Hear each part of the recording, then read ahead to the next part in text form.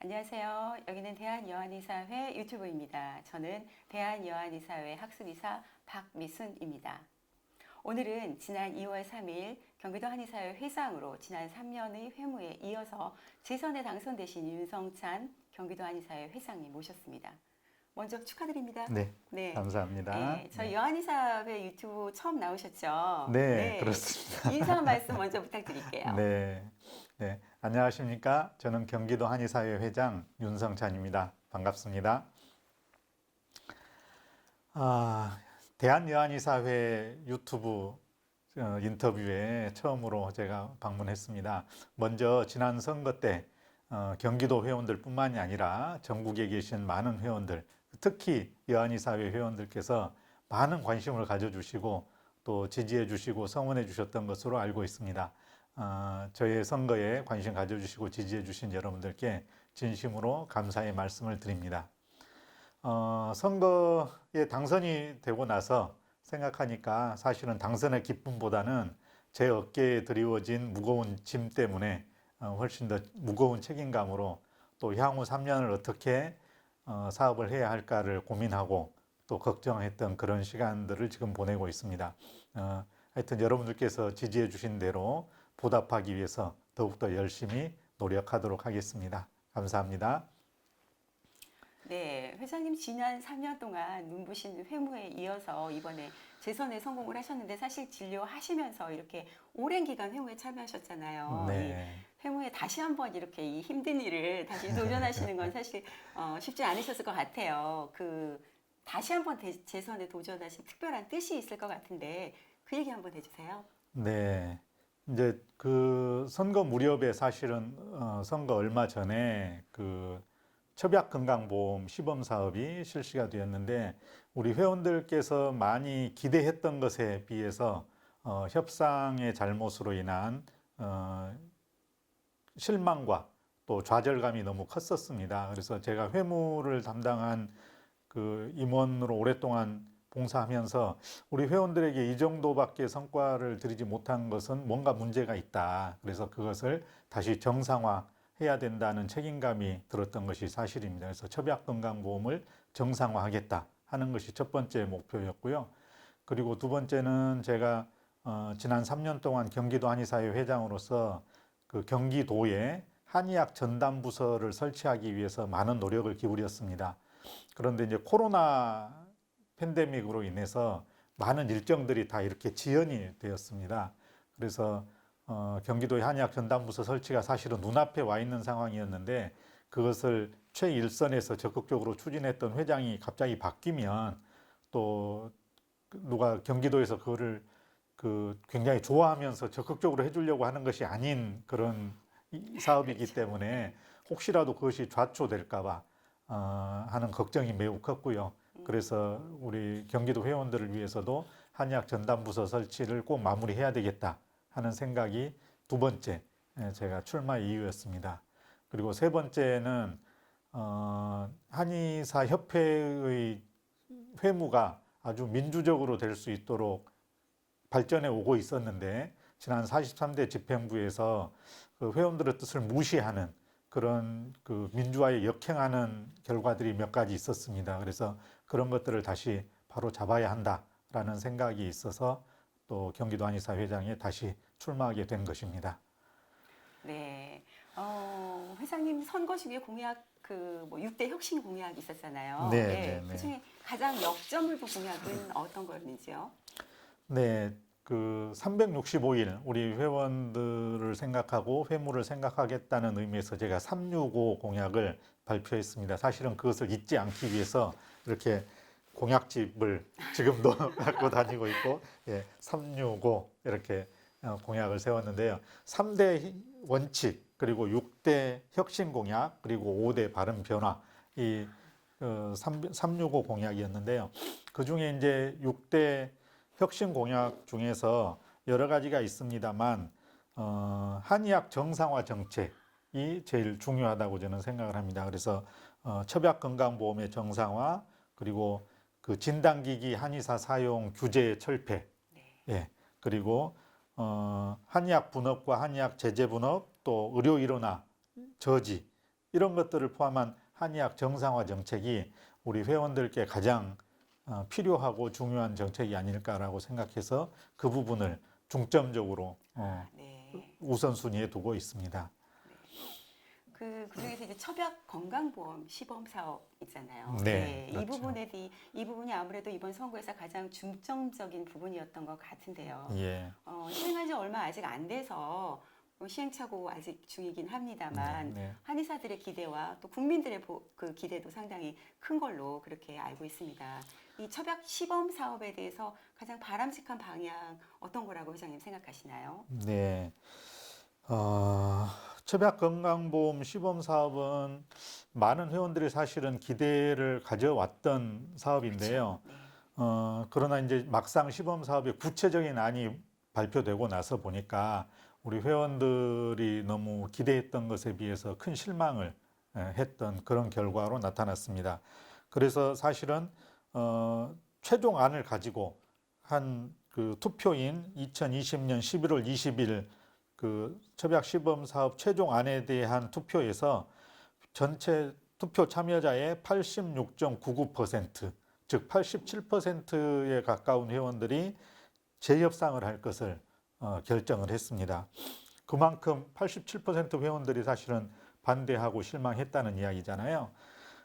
그래서 이 부분을 다시 바로 잡아야 할 텐데 문제는 이제 정부와의 네. 협상이고 정부에서 이미 시범 사업을 발표한 상황에서 그것을 바꾸는 것이 사실은 쉬운 일은 아닐 거라고 저도 생각을 합니다. 그러나 우리 그 새로운 중앙의 집행부도 그렇고 또 경기도 한의사회에서도 이 부분을 어떻게든 좀 더 바람직한 방향으로 개선하기 위한 노력을 해야 되고 또 그 바람직한 방향에 대한 개선의 방향이 어떤 것이냐면 우선 우리 한의사 회원들의 자존심을 세울 수 있어야 합니다.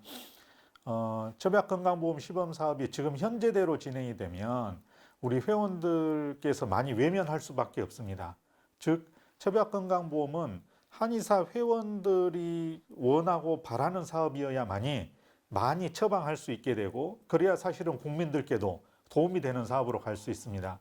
이게 잘못되면 우리 지금 한약 엑기스 제제가 지금 이미 그 보험으로 진입해서 하고 있음에도 불구하고 우리 회원들로부터 외면받고 또 효과가 너무 미진하기 때문에 국민들로부터도 외면받고 있는 그런 사업으로 되고 있습니다. 첩약건강보험 시범 사업도 마찬가지로 그 길을 갈 수도 있다는 걱정이 큽니다. 그렇기 때문에 첩약건강보험의 수가가 일단 우리 회원들이 지금까지 해왔던 관행적인 수가에 그래도 어느 정도 근접하게 가야 되지 않느냐. 회원들이 정말로 처방 하나하나를 내기 위해서 고심하고 고민하고 또 거의 뭐 하루 이틀 정도까지 고민하고 있어 처방을 내고 있는 그런 현재의 상황에서 그거에 너무 터무니없이 인건비에도 미치지 못하는 수가의 책정은 우리 회원들로부터 외면받을 수밖에 없다 하는 부분을 정부에 설명하고 그것을 바로 잡아야 할 거라고 생각이 됩니다. 또 하나는 우리 회원들이 그 탕전을 하고 하는 것을 준비할 때 약재가 그 약재 소모율이 있고요. 그것으로 인해서 약재 감모가 많이 발생하는데 그런 것들이 아직 반영이 안 돼 있고요. 또 절차가 너무 복잡하고 많은 회원들이 그 처방 하나 내기 위해서 그 청구하기 위해서 드리는 그 시간과 또 그 공력이 너무 많이 필요한 이런 시범 사업은 반드시 개선이 되어야 한다고 생각이 되고 이런 부분들을 정부에 강하게 설명하고 바로 잡을 수 있도록 노력해야 하고요. 그게 만약에 받아들이지 않는다면 우리는 본 사업에 들어가는 것을 포기할 수도 있다 하는 마지노선을 구축하고 그런 그 강한 마음을 갖고 협상에 임해야 한다고 저는 생각을 합니다. 예. 네. 이 첩약건강보험 시범 사업이 아직 시범 사업 단계이기 때문에 한의계와 그리고 국민들 모두가 다 혜택을 잘 볼 수 있는 아주 성공적인 그런 사업으로 잘 정착이 되도록 모두 다 같이 함께 노력해야 될 것 같습니다. 그렇게 되기를 사실은 네. 바라고 있습니다. 네, 예. 네, 네. 그리고 회장님 임기 시에 이 한의학 홍보 사업에 굉장히 중점을 많이 치중하신 것 같은데요. 예. UCC 공모전 같은 이런 많은 활동을 하신 걸로 알고 있어요. 굉장히 그 분야에 아이디어가 많으신 걸로 알고 있는데 한의학 홍보 사업 어떻게 진행하실 계획인가요, 또? 예, 그 협회가 해야 되는 중요한 일들이 많이 있는데 그 중에 이제 하나가 사실은 그 불법 의료를 바로 잡아야 되는 일이고요. 그리고 또 하나는 한의학에 대한 홍보, 즉 한의학이 얼마나 우리 국민들에게 효과 있는 사업인지를 알려주는 그런 홍보 사업에 중점을 두어야 한다고 저는 생각을 합니다. 그런데 이제 중앙회에서 실질적으로 한의학 홍보에 관한 예산이 그렇게 넉넉지 못한 상황이고요. 네.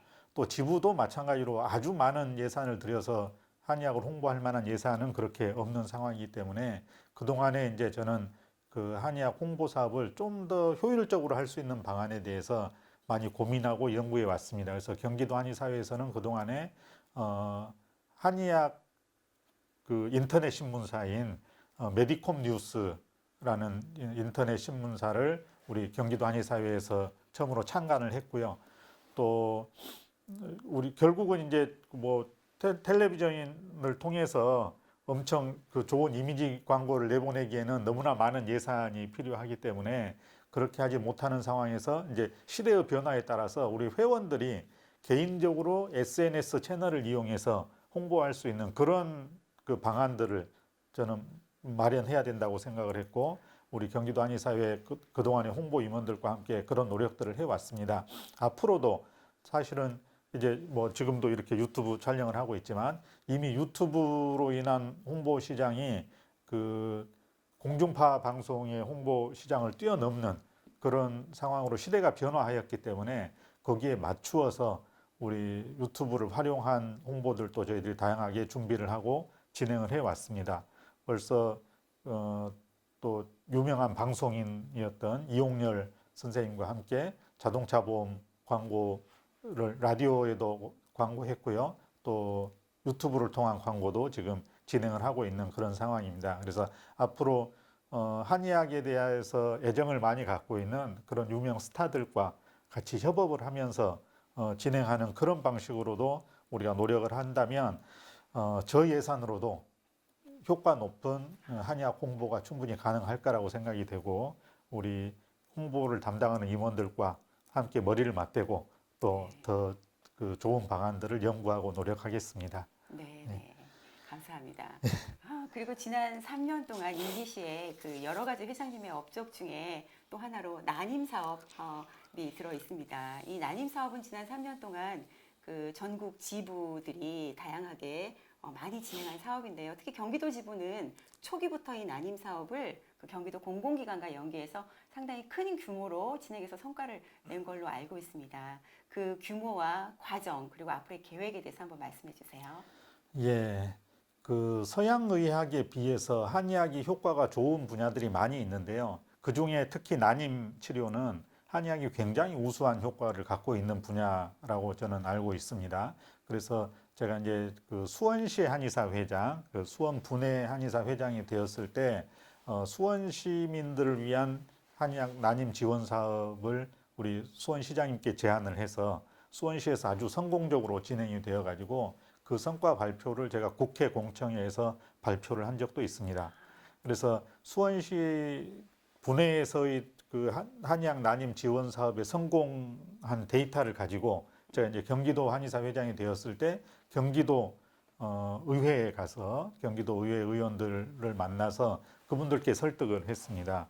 그래서 이미 수원시에서 행해왔던 그 성공 데이터가 있었기 때문에 경기도에서도 과감하게 예산을 마련을 해서 처음 시작부터 우리는 5억 원의 예산을 가지고 시작을 할 수 있었습니다. 그래서 5억 원으로 2년 동안을 진행을 했고요. 그리고 3년 차부터는 다시 8억 원으로 늘려서 지금 진행이 되고 있습니다. 그래서 사실은 2017년, 18년에 연간 5억, 그리고 2019년, 2020년에 매년 8억, 그리고 2021년에도 역시 8억 원의 예산이 책정이 되었습니다. 즉 지금까지 5년 동안 경기도에서 지원받은 예산이 무려 34억 원입니다. 그리고 이제 그 올해는 2019년도의 예산을 8억으로 늘리면서 사실은 임신 성공률도 매우 높아졌습니다. 왜냐하면 그때부터 이제 부부를 함께 치료할 수 있었거든요. 예산이 여유가 있으니까. 그래서 남성과 여성, 남편과 아내를 같이 치료를 하면서 임신 성공률이 비약적으로 높아졌기 때문에 그 결과 보고회를 경기도 의회에서 지금 5월 달에 진행하기 위해서 제가 준비하고 있습니다. 그래서 그게 진행이 되고 나면 경기도 의원들도 다시 이게 굉장히 효과가 있구나. 예산을 늘려주면 그만큼 성공률이 높아지구나 하는 것을 알 수 있게 되고요. 그분들께 그렇게 인식을 준다면 2022년도 사업에는 10억 원 이상의 난임 지원 사업 예산으로 우리가 확대할 수 있을 거라고 생각을 하고 있고 그것을 위해서 좀 더 노력을 하고 진행을 하도록 하겠습니다. 네, 멋지네요. 그 한국이 지금 초저출산 사회로 가고 있잖아요. 그래서 네. 이 심각한 저출산 문제를 해결하기 위해서 이 한방 치료 난임 부부 지원 사업은 정말 중요한 사업인 것 같습니다. 네. 경기도 지부 못지않게 전국적으로 확대가 되어서 난임 부부들이 한방 치료를 받을 수 있는 길이 좀 확대되었으면 네, 좋겠습니다. 네, 특히 이제 올해 2020년도에는 지금까지 지자체 난임 사업에서는 최초로 경기도에서 3년 동안 장기 수탁 계약을 경기도 한의사회하고 했습니다. 이미 이제 그 4년 동안의 진행을 보니까 경기도 한의사회에서 하고 있는 난임 치료 지원 사업이 효과도 있고 뭐 특별히 회계상의 다른 부정이나 이런 게 전혀 없이 온전하게 그 난임 부부들을 위한 치료에 사용된다는 사실을 경기도에서 인정을 해서 향후 3년 동안 장기 수탁 계약을 했습니다. 그래서 이런 것들도 이제 경기도가 전국 지자체 중에 맨 처음으로 이룬 그 성과 중에 하나고 이런 성과들을 바탕으로 해서 빨리 보건복지부에서 전국 단위 사업으로 진행을 해야 된다고 저는 생각을 합니다. 네, 맞습니다. 네, 코로나 팬데믹으로 인해서 지금 세계가 1년 이상 지금 현재 전쟁 중입니다. 저희 한의사들도 의료인으로서 이런 감염병 질환에 대한 한의사의 역할에 대해서 논의와 도전이 많이 있었던 한 해였습니다. 경기도 지부에서는 이런 코로나 상황에서 한의사의 역할로 역학조사관 활동에 공중보건 한의사들이 많이 활동에 투입되고 있는 걸로 들었습니다. 그 내용 사실 많이 궁금합니다. 네. 네. 대구 경북에서 먼저 코로나 팬데믹이 왔었잖아요. 그때 굉장히 많이 확산이 되니까 이제 바로 이어서 수도권으로도 올 수 있다는 위기감이 팽배해졌을 때 경기도 지사께서 직접 경기도 의학단체장들하고 회의를 했습니다. 대책 회의를. 그때 이제 만약에 수도권으로 이렇게 확산이 되면 대구 경북에서 보니까 의료 인력이 매우 많이 부족했거든요. 그래서 의료 인력의 부족이 예상이 되는데 그럴 경우에 이제 어떤 대책을 마련할 수 있는지 미리 대책을 마련하는 회의였는데 그때 이제 제가 가서 그 설명을 했습니다. 우리 그 감염병 예방 및 관리에 관한 법률에 있어서 우리 의사, 한의사, 치과 의사가 거의 동등하게 역할이 부여받아 있고 우리 한의사들도 감염병을 예방하고 진단하고 또 거만하고 또 보고해야 되는 그런 의무들이 있다. 그런데 대한민국에서 즉 우리 감기, 폐렴, 또 감염병 이런 것들을 우리가 진단하고 또 치료하고 건강보험에 지원을 받을 수 있는 직책이 딱 두 가지가 있는데 직역이 의사하고 한의사다. 근데 우리 그 감염병에 있어서 우리 한의사들이 할 수 있는 역할이 너무 제한적으로 부여되고 있다. 이런 말씀을 제가 드렸더니 이재명 지사께서 깜짝 놀라시는 거예요. 자기는 그때까지는 그 코로나가 바이러스고 세균이고 그래서 균으로만 생각했기 때문에 이런 것은 전부 의사들만 하는 일이라고 저는 생각을 해서 한의사들까지 미처 생각을 못했다라고 굉장히 미안하다고 그 자리에서 바로 이야기를 했고요. 그래서 한의사들을 최대한 활용할 수 있는 방법들을 같이 논의를 하겠다고 했습니다. 그래서 우선 그 역학조사관이 매우 부족한 상황에서 역학조사관으로 우리 공중보건 한의사들을 먼저 임명하는 절차를 진행을 했습니다. 그래서 경기도 내 역학조사관의 80%를 우리 그 공중보건 한의사들이 지금 참여해서 열심히 노력하고 있습니다. 또 우려했던 대로 사실은 수도권에도 2차 대유행이 생겼을 때 경기도에서도 이제 긴급 의료 지원단을 모집을 했습니다. 민간 의사, 한의사 그 의료인들을 모집을 했는데 그때 우리 경기도 한의사 회원들이 많이 지원을 했습니다. 그래서 그 점에 있어서 굉장히 도의사께서 감사함을 표했고요. 그래서 경기도 긴급 의료 지원단에 홈케어 시스템이 있습니다. 그 코로나 환자들이 급격하게 증가해서 입원 시설이 이제 꽉 찼고 그래서 생활지원센터까지 이제 동원을 해서 생활치료 시설로 그 확진자들을 보냈는데 또 일부는 아주 증상이 가벼운 경우는 집안에 자가격리를 하면서 사실은 대기해야 되는 상황이었거든요. 그때 그분들을 매일매일 전화로 모니터링하고 증상을 자가에서 체크하고 만약에 증상이 심해지면 입원을 해야 할지를 판단하는 역할을 그 홈케어 시스템의 의사들이 해야 되는데 그 홈케어 시스템에 한의사를 3명을 그 임명을 해서 한의사 3명이 거기에 참여해서 한 달 이상을 또 도와주었습니다. 또 그 전국에서 최초로 한의과 대학 재학생들 중에서 경기도에 거주지를 갖고 있는 한의과 대학생들을 모집을 했습니다. 그래서 30명의 한의대생들이 역학조사 보조 인력으로 참여를 했습니다. 이 역시 대한민국 감염병 역사상 사실은 최초의 그러네요. 일이죠. 그래서 네. 경기도에서는 그나마 그 코로나19 상황에서 우리 한의사들이 많이 참여할 수 있었던 그런 기회들이 있었습니다. 또 그 경기도의 공직 한의사들도 또 검체 채취에도 많은 분들이 참여할 수 있었고요. 그래서 이런 노력들이 사실은 전국적으로도 좀 더 확대되어야 된다고 저는 생각을 하고 네. 이 감염병을 앞에 두고 직역이기주의를 통해서 한의사들의 진입을 가로막으려고 하는 의사협회의 행위는 이거는 저는 죄악이라고 생각합니다. 감염병은 사실은 전쟁과 마찬가지인데 재난과 전쟁 상황에서는 최대한 서로 힘을 합쳐서 이것을 막기 위한 노력을 해야 되는 거기 때문에 앞으로도 사실은 이 코로나19가 아직 끝나지 않았고 또 언제 4차 대유행이 될지도 모르는 그런 상황인데 한의사들이 좀 더 참여할 수 있는 기회들을 더 가져야 된다고 저는 생각하고 계속해서 노력하도록 하겠습니다. 네. 굉장히 고무적인데요. 네. 네. 코로나19가 빨리 종식이 되어야 될 것 같고요. 그 부분에서 한의사들의 역할이 좀 더 전국적으로 확대돼서 빨리 종식되길 그렇게 바랍니다. 네. 네. 얼마 전에 경기도 한의사회 정기총회가 있었죠. 네. 네. 그때 회장님 2기 출범하시면서 첫 사업계획 발표하셨는데요. 경기도 지부만의 특별한 주요 역점 사업 뭐가 있을까요? 예, 제가 공약으로 내세운 것 중에 또 제일 중요하게 생각하는 부분들을 이번 그 사업 계획에 담았습니다. 그래서 제일 중요한 부분은 경기도의 한의학 전담 부서 설치하는 네. 것입니다. 그래서 사실은 한의학 육성법에 전국 지자체에서 지자체의 장들은 한의학 진흥 시책을 세워야 되고 또 한의학 육성을 위한 지역 계획을 매년 수립해서 진행을 해야 된다고 나와 있음에도 불구하고 14년 동안 제대로 지자체에서 그게 진행이 된 곳이 거의 없습니다. 그 이유가 무엇이냐면 지방자치단체 안에 한의학을 전담하는 부서가 없기 때문인 거죠. 담당하는 부서가 없으니까 당연히 계획이 세워질 수가 없죠.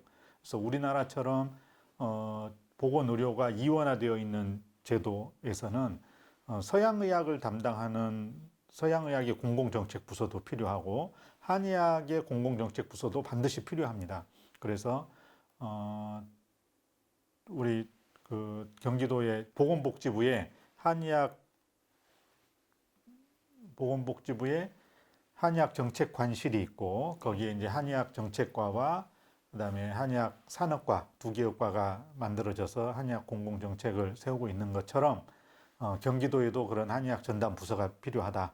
그래서 한의학 전담 부서 설치가 제일 중요한 역점 사업이 되겠습니다. 그리고 경기도의 한의학 전담 부서가 설치되고 나면 그다음에 그 시군 기초자치단체에도 마찬가지로 한의학 전담 부서가 설치돼야 됩니다.